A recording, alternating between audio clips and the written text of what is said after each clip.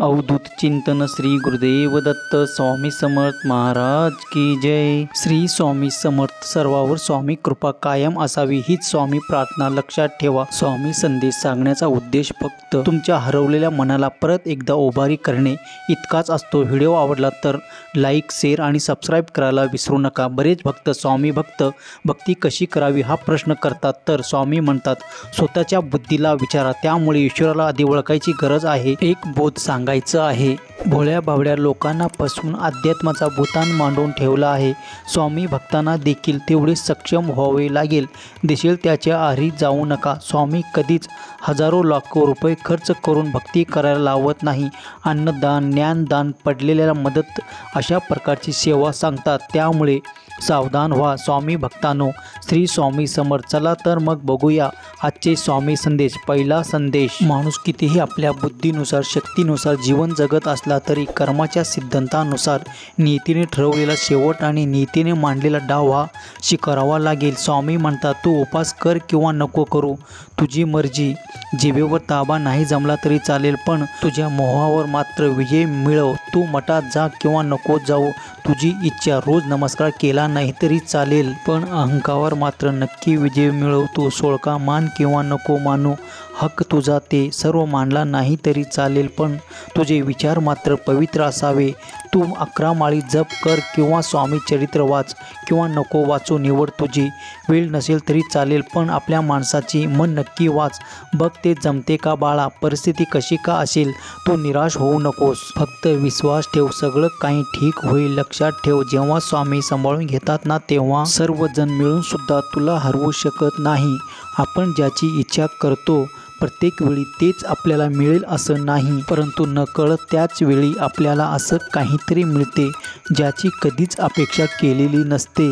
स्वामी म्हणतात खात्री झाल्याशिवाय कोणावर विश्वास नको ठेवू, कारण बाहेरून चांगला दिसणारा नारळ देवासमोर जाऊन नासका निघतो बाळा। तू फक्त तुझ्यामधला आनंद शोध, तुझ्यामधला कमीपणा दाखवण्यासाठी लोक आहेत। जर पाय ठेवायचे असेल तर पुढे ठेव, मागे घेण्यासाठी लोक आहेत। स्वप्न बघायचे असतील तर मोठे बघ, कमी करण्यासाठी लोक आहेत।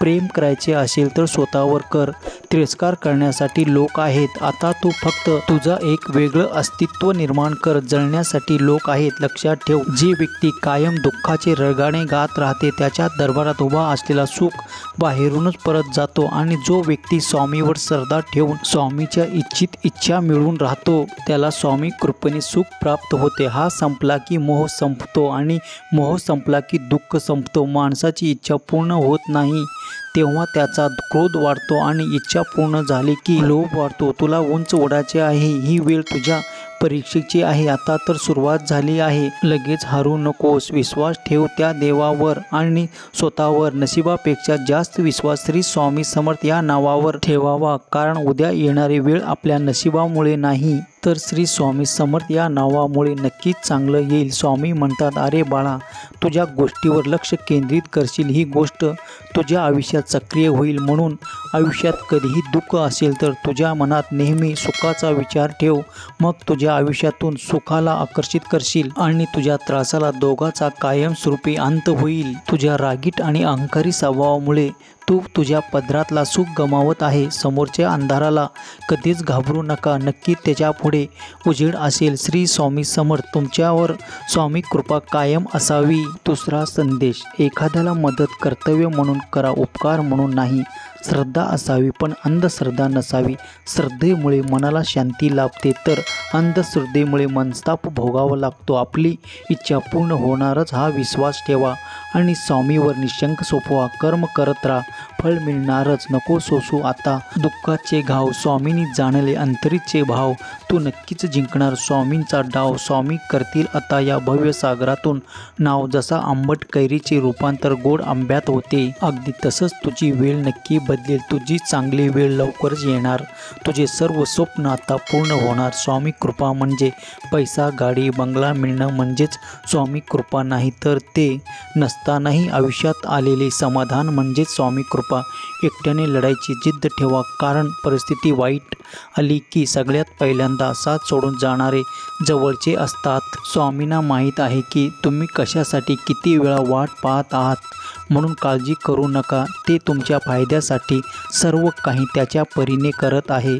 जेव्हा सर्व काही करूनसुद्धा कष्टाचा फळ मिळत नाही तेव्हा त्याला देवाची मर्जी आहे समजून जे चालले ते चालू द्या. दानपेटीत भरपूर पैसा टाकला म्हणजे देव तुमचा होत नाही. लक्षात ठेवा, देवाला फक्त चांगले कर्म आवडतात आणि ते जर तुमच्या हातून घडत असतील तर देव तुमच्या आणि तुम्ही देवाचा. महिमा ही सोनेरी चावी आहे, ती बंद भाग्याचे दरवाजे उघडते. नाही जमणार असं विचार करत बसण्यापेक्षा एकदा करून बघा. फक्त दुःखाचा विचार करत बसलात तर समोर उभा असलेला सुख पण डोळ्यासमोर दिसत नाही. आयुष्य पण त्याच माणसाची परीक्षा घेतात जे खरंच काहीतरी करून दाखवण्याच्या लायकीचे असतात. मनात आहेत पण दिसत नाहीत. चांगलेच अनुभवलेले मी किती वाईट वेळ येऊ द्या, स्वामी कधीच साथ सोडत नाही. निंदेला घाबरून आपले ध्येय सोडू नका, हे साध्य होताच. निंदा करणाऱ्याची मते बदलते. श्री स्वामी समर्थ. तुमच्यावर स्वामी कृपा कायम असावी. तिसरा संदेश, आयुष्यात सुखी व्हायचं असेल तर जगाचा विचार करणे सोडून द्या. नव्या बदलाचे स्वागत करा. बदल हा सृष्टीचा नियम आहे, त्यामुळे काळानुसार बदल स्वीकारत चला. स्वतःचा विकास करत राहा. लक्षात ठेवा, गती आणि वाढ ही जिवंतपणाची लक्षणे आहे. उठा, जागे व्हा आणि जोपर्यंत इच्छा पूर्ण होत नाही तोपर्यंत थांबू नका. तुझी चिंता व्यर्थ आहे, कारण तुझ्या पाठीशी प्रत्यक्ष ब्रह्मनायक आहे. जर चुकीच्या पासवर्डने छोटासा मोबाईल उघडत नसेल तर चुकीच्या कर्माने सुखाचा दरवाजा कसा उघडेल. आयुष्यात कधीच विचार करत बसू नका की कोण, कसा आणि कधी कुठे बदलला. फक्त हे बघा की तो तुम्हाला काय शिकवून गेला. जे ठरवले ते प्रत्यक्ष होतं असं नाही आणि जे होत आहे ते ठरवलेलं असतं असं नाही. आलाच कधीच आयुष्यात असे म्हणतात. सांभाळून चला, कारण कौतुकाच्या फुलाखाली मतलबाच्या नद्या वाहत आहेत. कर्माचा हिशोब जरी उशिरा होत असला तरी त्या कर्माचा हिशोब कधी ना कधी होणारच आहे. त्यामुळे तुमचे कर्म नेहमी स्वच्छ ठेवा. आयुष्यात 2च नियम पाळा.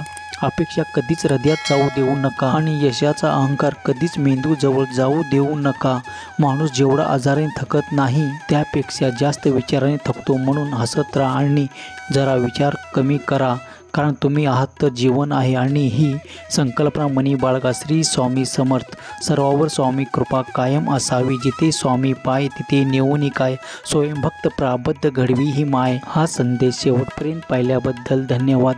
मित्रांनो, आपल्या चॅनलवर पहिल्यांदा आला असेल तर चॅनलला सबस्क्राईब करा आणि बेल बटनला क्लिक करा, म्हणजे दररोज भक्तिमय व्हिडिओ पाहायला भेटेल. बोला अवधूत चिंतन. श्री गुरुदेव दत्त स्वामी समर्थ महाराज की जय.